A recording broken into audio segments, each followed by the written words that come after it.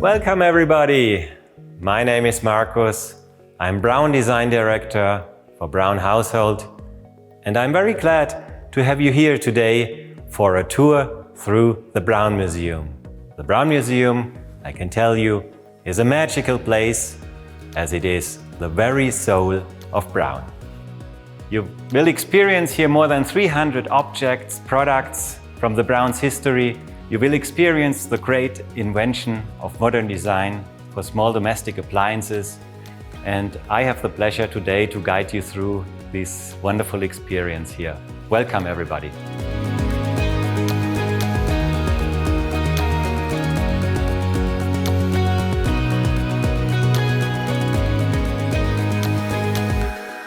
Coming to the first product of Braun in Braun's history. What you can see here is the first product from Max Braun, produced in 1921. It's a connector for transmission belts. These belts were used at that time to bring the movement of a motor onto a movement of a tool.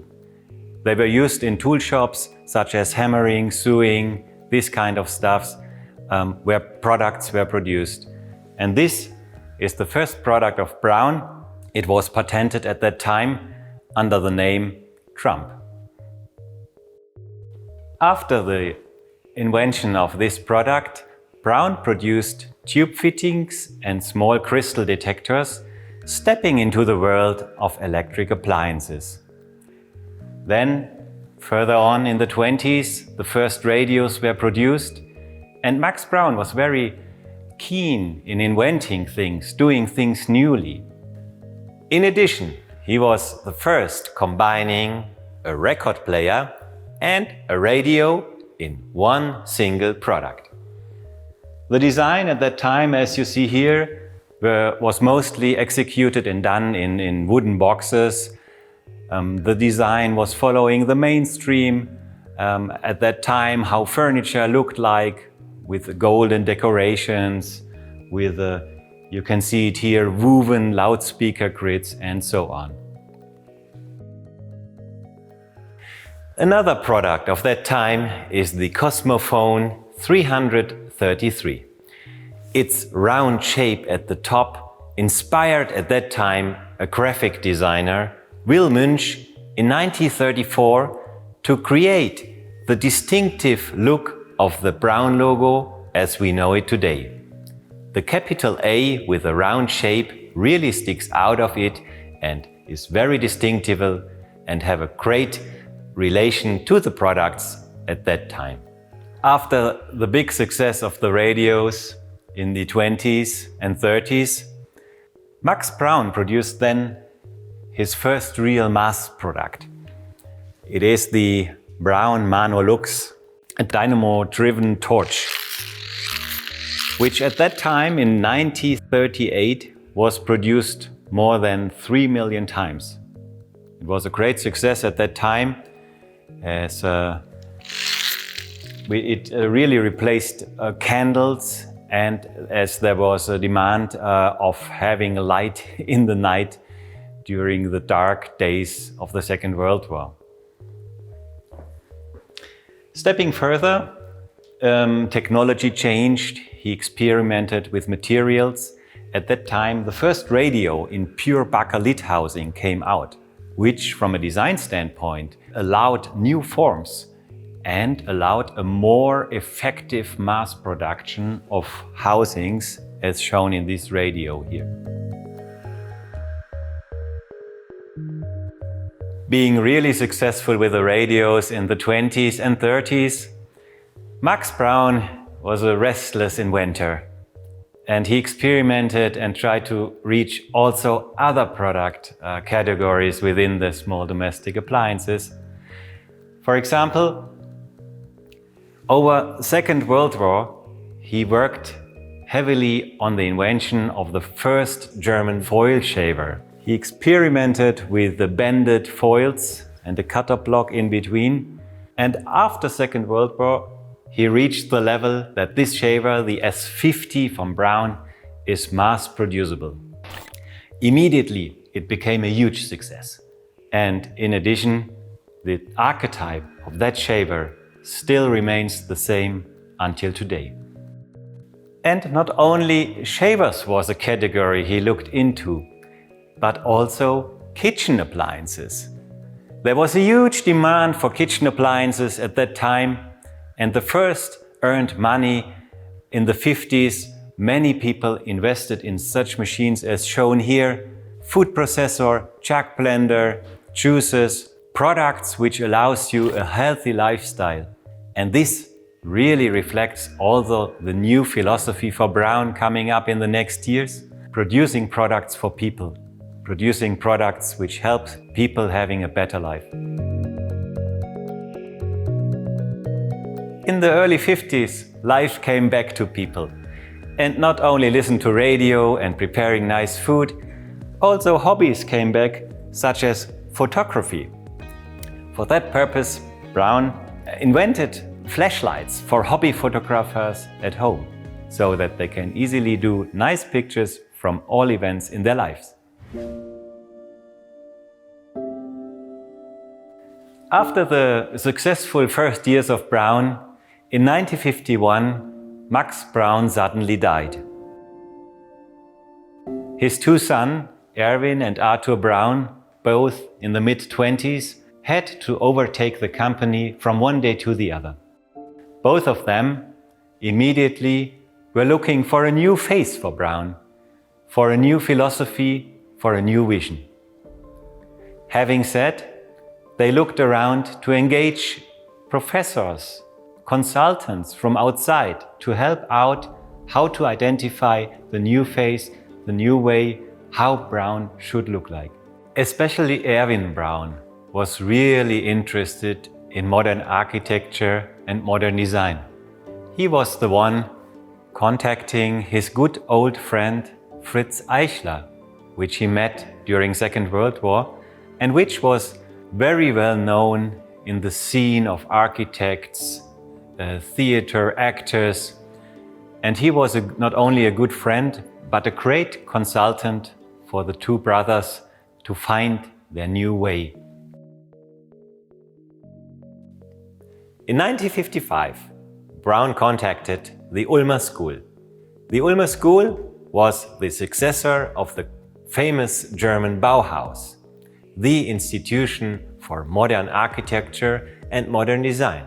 The Ulmer School was only founded 1 year before, in 1954, and the professors at that time, Hans Guigelot, Otto Eicher, were asked to do fair stands and exhibitions for Braun. And in consequence, they were asked to create new products for Braun and starting the experiment of finding a new design language for the Braun products, as you can see here. The first model you see here is a radio. It's called Kombi. It's from 1954. And here, Wilhelm Wagenfeld, also a very well-known designer at that time, did this design for a Braun radio. He was a guy working a lot with clay and organic forms.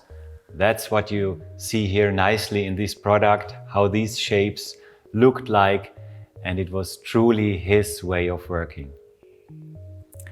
The second experiment was done by Fritz Eichler and Arthur Braun, who had the approach of a complete puristic design, of radically reduced elements, of a simplicity at its best.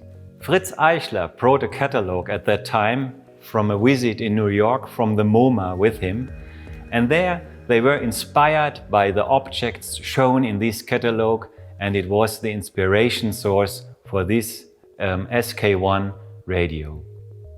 At third, Hans Guigelot from the Ulmer School. He was a guy working a lot with wood, and he turned the radio set, which you can see here, in a very architectural product. For him, the function also was really assessed in the product so far. What you nicely can see here, this little tilting of the front face, the one where you control the radio, is showing upwards towards you as a user to control and see everything and have everything straight under control. And then, when you sit down in your lounge chair, listen to the music, the speaker is oriented towards you. So these forms here are a consequence of an observation and then turned into functional design. Hans Guicheloup often worked with two wings on the side, wooden wings, which brought the volume of this radio in a more lighter way, or it was shown in a more lighter way. It was lifted up, which you can see in much more products of Hans Guicheloup's work, where he often followed this approach. Step by step, the vision became reality. After having done this experiment, Braun was able to showcase the new products at the Düsseldorf Funkausstellung in 1955. They came up with a super radical, simplistic fair stand. It was made out of only a few parts and was erected in record time. Inside, the new, modern, super puristic products were shown. At that time, it was simply completely new. It was a radical new approach no one had before. And simply imagine how radios looked at that time. Dark, brownish wooden boxes with golden ornaments. All that left away, all that done without, was simply disruptive and was seen on every newspaper at that time.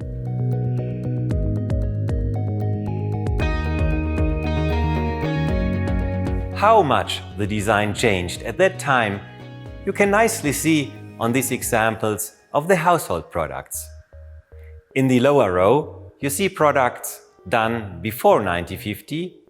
In the upper row, they came in the late 50s. It's a kitchen machine, a jug blender and a juicer. You see clearly what changed in the design.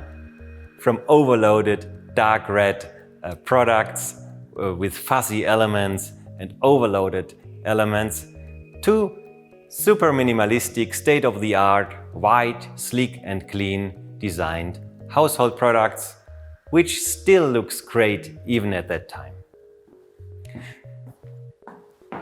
Coming to one of the most iconic products of Braun, the SK4, nickname Snow White's Coffin. Why is it called Snow White's Coffin? I believe you easily can recognize because of the transparent lid, which showcases nicely the record player and the radio set to the outside, which at that time was completely unknown, as radio sets in that style usually were hidden in cupboards and not exposed to the outside. But here it was, and all embodied in a very nice white body, super puristically made. This was actually one of the first products where Dieter Rams worked with as a young designer, as he was hired also in these new times for Braun, and a new chapter was born in the direction of modern design language.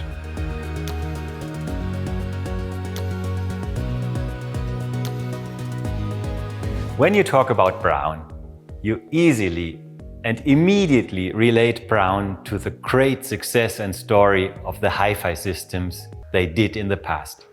The Kronberg technicians were seen as the hotspot of innovative technology, embedded or seen in all these nice hi-fi systems in the back of me. But also the design was always state-of-the-art and was seen as really high premium products, and someone owning a Braun hi-fi system belonged to the upper class.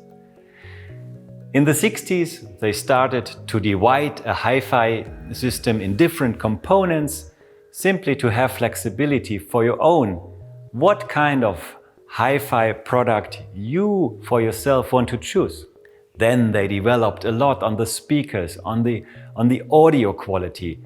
They came up with the Electrostart speaker, with a small system you could hang on the wall. Then ending up in the early 90s with the last edition the atelier. The atelier was a component hi-fi system where the designers not only designed those, but also the furniture which belonged to them as one unit in your living room. So this product became not only a simple product embedded in your interior design, it was interior design. And this was very, very special and new. Unfortunately, the competition was very, very hard, and Braun was always forced to come up with lower prices, which in the end they couldn't do anymore. And that means Braun decided in the 90s to exit out of the hi-fi business, which for many people was really, really sad. Then, for a period of time, Braun wasn't into that. But now, luckily, since 2 years, we are back. We are doing a new Bluetooth speaker system, which you connect with your smartphones. And also here, Braun delivers high-quality sound in a puristic design, following the rules of what they did in the past.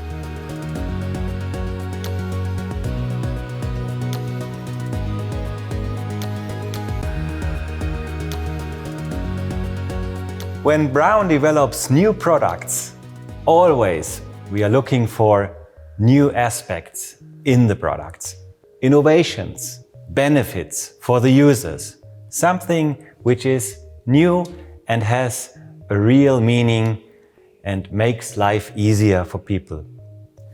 Here are some nice examples of innovations from the past, starting with the D5 oscillating toothbrush. Imagine at that time, electric toothbrushes were meant to look like that a brushing head moves back and forth. The cleaning effect wasn't that good, the brush head relatively big. And then Braun simply said, hey, this thing needs to be much smaller. It needs to oscillate. You can reach much easier the corners of your teeth. You can brush around much more easy. And then the invention was born, the oscillating brushing head in an electric toothbrush. Now this is state of art, everybody knows it, and the success really was shown here. That thing was invented in 1991. The KF40, our long seller in terms of coffee machines, designed, invented, developed in 1984, still on the market, unchanged, more or less. The newness at that time was simply the super compact form, the small footprint on the countertop, 2 cylinders merging into each other. The product was mass producible easily for a cost-efficient and very economic way. And that's make it so special. This coffee machine you will see in loft houses in Los Angeles at the same time as in Frankfurt in any backhouse garages. So the design is so unobtrusive, let's say normal in a way, that it fits to many, many living spaces. And even more in terms of longevity and presence on the market, the MPZ-22, designed in 1972. Almost 50 years on the market, unchanged. This product is for me the best example of a long-lasting and sustainable development. When you look at it, it looked like a citrus press, which sounds maybe at first glance odd. Yeah, for sure, it's a citrus press. But this is exactly where the product design hits the nail on the top. It's done for its purpose, right? It doesn't have too much, it doesn't have too less. It speaks the right semantics in this case, since 50 years. The hairdryer PGZ1000 from 1978 is a great example of unobtrusive design. When you look at it, what's special about it? You may ask me. I can tell you. The speciality is the design of the handle, which is tilted towards the user. When hair drying yourself and you hold the hair dryer, it's much more convenient to have a handle tilted towards you, as you don't have to make awkward positions with your wrist and your hand. This observation done by the designers at that time is the great achievement, to focus on these little things, how to use it, where to place the right ergonomics into the product. This is the good and great design of these products. The Braun Sextant from 1962 is another great example how Braun evolved technology. On this shaver, for the first time, they used a galvanization process instead of a stamping process on the shaving foil. To communicate this great new technology, the complete appearance of this shaver changed. For the first time, they used a black color for a shaver body and a brushed metal housing for the shaver head, which makes this product very premium looking and also manly in a way. This shaver is a real tool for men. The Micron Plus from 1980 contains a few nice innovations. Starting from the new long hair trimmer, which is nicely embedded on the front face and can be easily reached, the detachable shaver head, and lastly, the two-component hard-soft technology invented and patented by Braun at that time. What it is? You see here the nice black dots on the silver body, and these dots were injected together with the silver part in one piece, so they are connected to each other. And this is not only sealing the product nicely and well, but also allows a good grip and ergonomics for the fingers.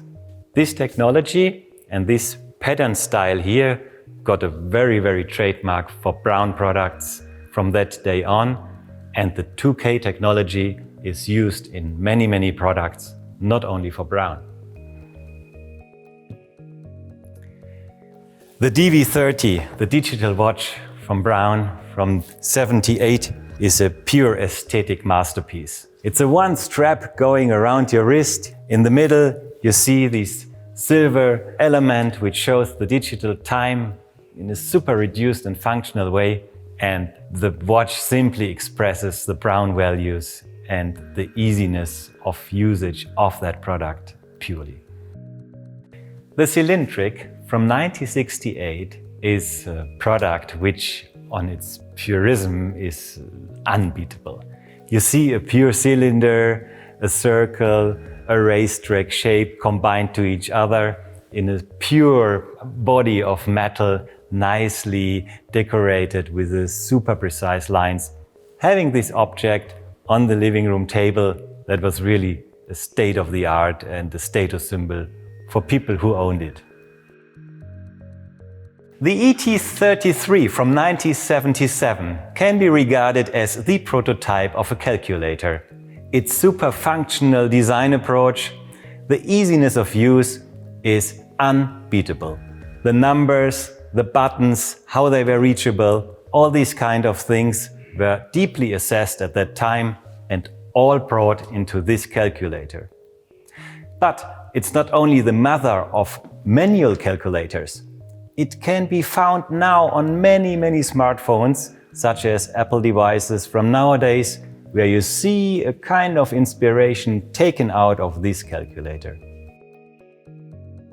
And not only the calculator was a source of inspiration for Apple, also the pocket radio T3 from 1958.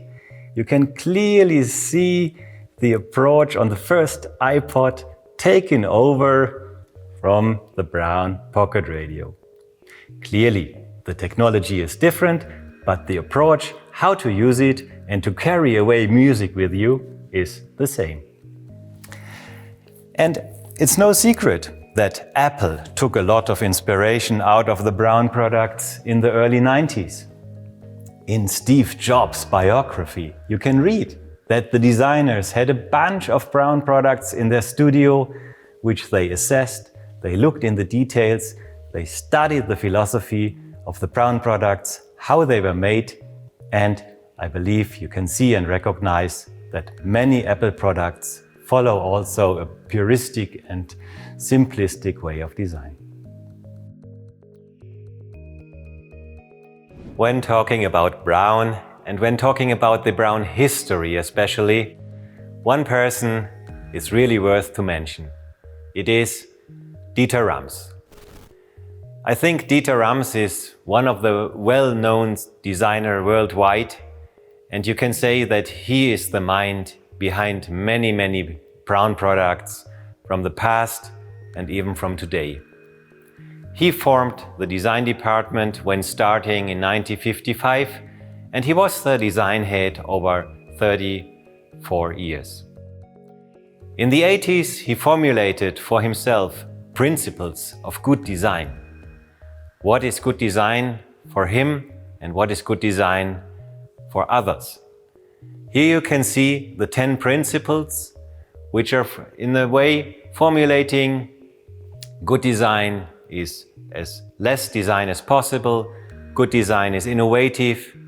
He was one of the first foreseeing the demands in this sustainability and formulate that even in his principles, that good design needs to be sustainable and long-lasting in a way.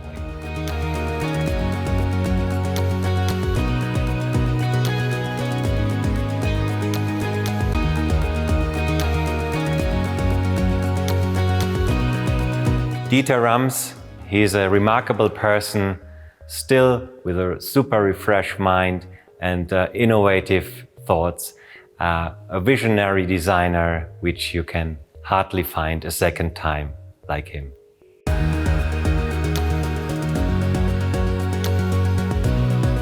Let's come to the household section of the museum, starting with fans and heaters.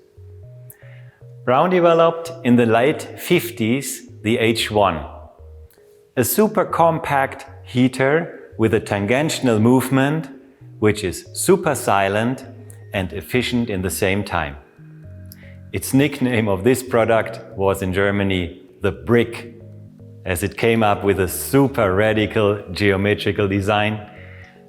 But you can say it fulfills the function well at that time and was quite successful.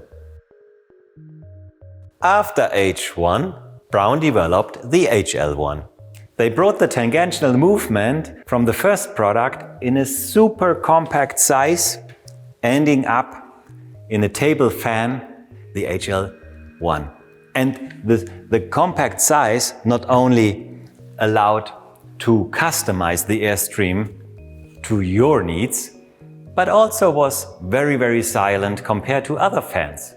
And that convinced also John F. Kennedy, who was here in the 1960s at the Paulskirche holding a speech.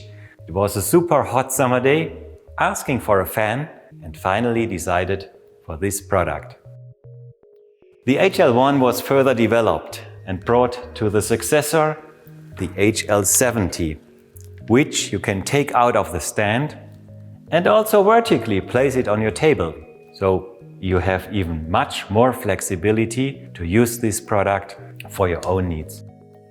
Then in the 90s, Braun also came up with another heater. It's a mobile heater which you can take away from one room to the other and was developed especially for Mediterranean countries such as Spain and Italy, where a heater was not common in every room. And this makes the success of these products, especially in these countries. One of the core categories for Braun household is clearly the ironing section. Introducing the first iron in 1984, over time Braun got one of the key players in the ironing market. On the 3 examples here, you see how the design evolved over time. Water tank was visible, introducing the 2-component technology from the shavers, also in irons, made a new design possible. Braun on this iron, the Freestyle, introduced the first time an open handle for much easier hand movements. Now you see this on many other competitor products, but Braun also here was the first to introduce it. Cooking means also baking. Baking means you need a mixer. Since 1960, Braun produces hand mixers in various styles, starting with the first one, the M1, and then progressively coming up with new products, ending up here on this row with the M800, which has the specialty of a closed handle which delivers security and robustness, and as well a vertical motor in the front, which has a much better ergonomic while using, because the motor turns the mixer into the area where you want to whisk or whisk. And this is simply much easier to do with such an arrangement of motors. A very nice one is the KM2. You see, it's a very old product. It's from the 60s. It's a hand mixer, but it's also a kitchen machine. It's the smallest kitchen machine ever. That was the task of the engineers and designers to deliver. Here you can see, out of a hand mixer, you can do a jug blender, or a coffee mill, or with another attachment, a chopper. So, fantastic achievement, and it shows the innovation grade of Braun at that time, even to come up with an idea, with a vision, and turn it into a real product. The KM2, the smallest kitchen machine ever.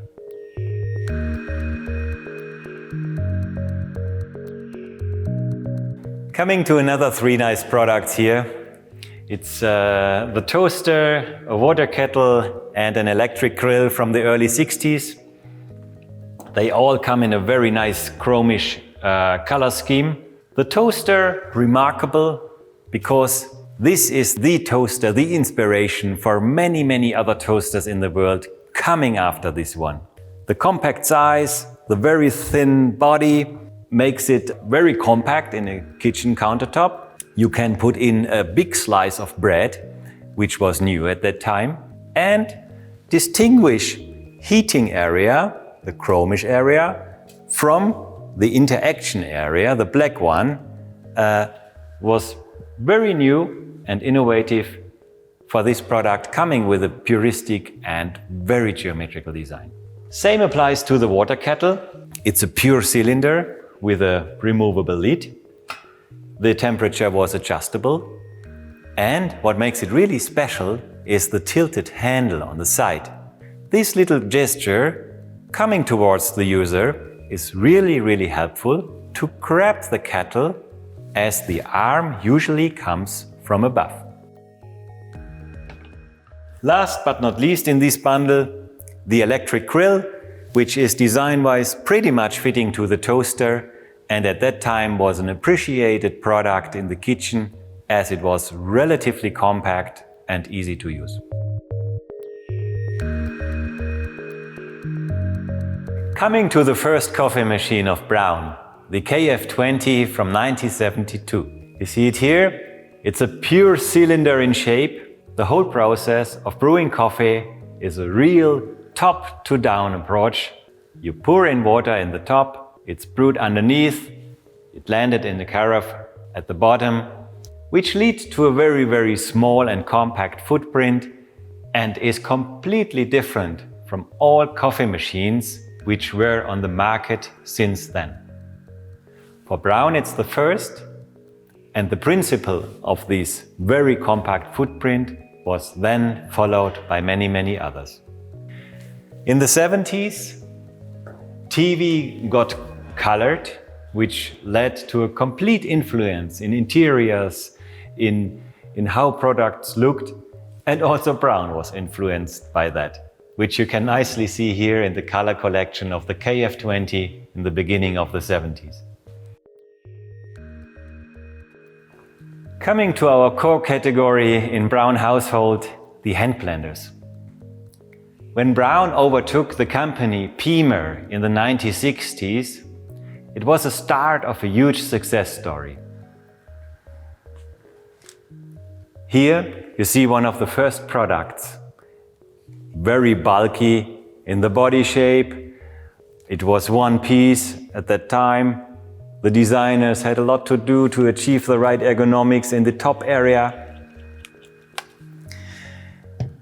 But over time, they succeeded to make the products smaller even. Look at this.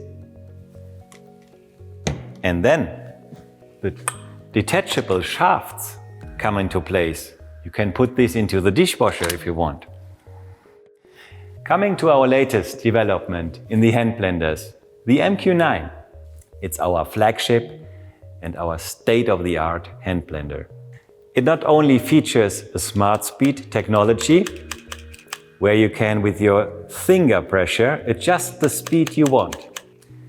It also comes with the active plates, which moves up and down and can even chop and grind the hardest seeds, for example, avocado seeds.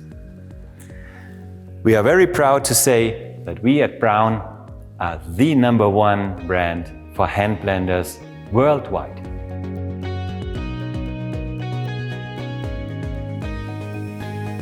These products in front of me expresses nicely what we try to achieve every day at Braun Design. A consistency in look and feel and clearly following Braun values. The products here, they start from the 60s, ending up at the 90s. But they all belong together somehow. They all speak a certain language, a similar language. And this is the value of the products of Braun, and this is the strength of the design. We are not following every trend. We have a clear, consistent philosophy which we since the 50s follow.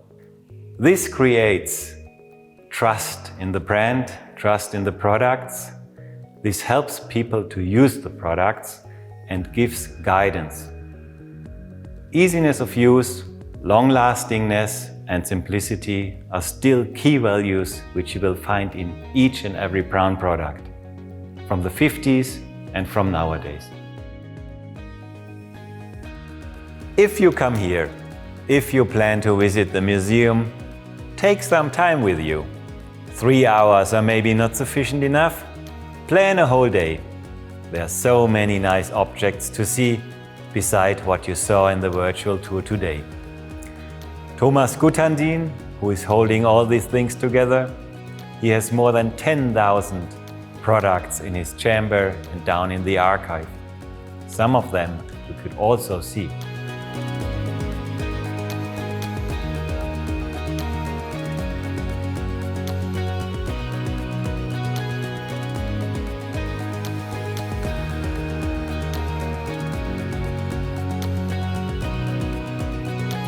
I hope you enjoyed the tour. I hope to see you here again. Stay safe. Bye-bye. See you.